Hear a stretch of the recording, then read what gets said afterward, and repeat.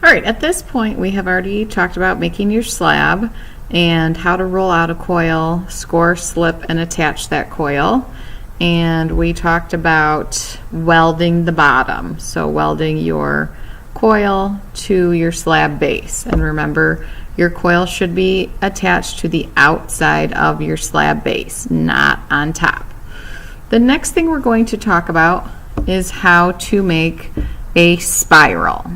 So when we make a spiral, you're starting with a coil, and a coil starts with a ball of clay, and we roll that ball of clay in between our hands and make sort of that big Tootsie Roll.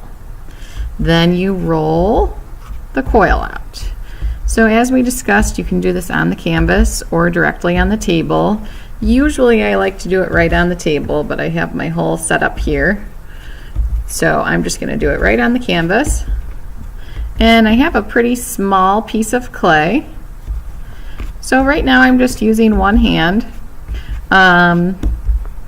If you find that you are having some dents in your coil, that might be because you're using your fingers to roll it out instead of the palms of your hands.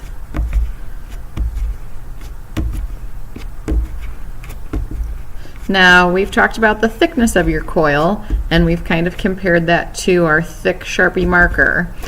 When you're making a spiral, you might want to make your coil a little bit thinner, especially if you want a smaller spiral, because we're going to be rolling this up onto itself. Okay, now my coil is in pretty good shape, meaning that it's not very cracked.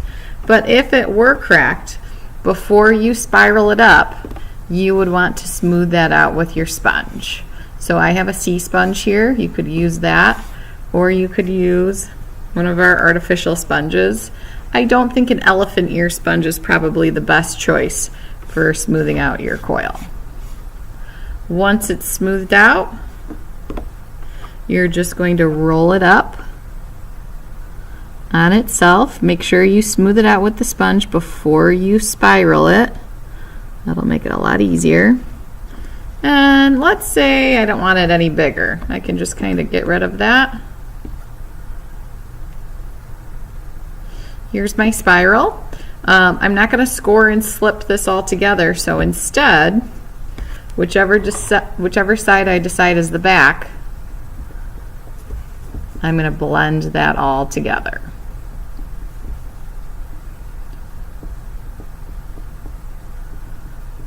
Okay, so instead of scoring and slipping that spiral, we're going to blend the back and then just clean it up a little bit. So now I would decide where I'm going to put this on the vessel that I've built so far. And then if this is where I want it, I'm just going to kind of mark that space, score it either with my needle tool or my dentist tool, short score marks so we don't see them on the outside, and then score the bottom.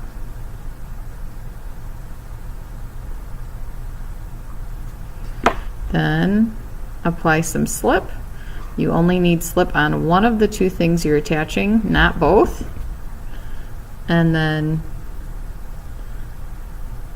gently sort of wiggle those together. Okay? And then I would be ready to make whatever is next.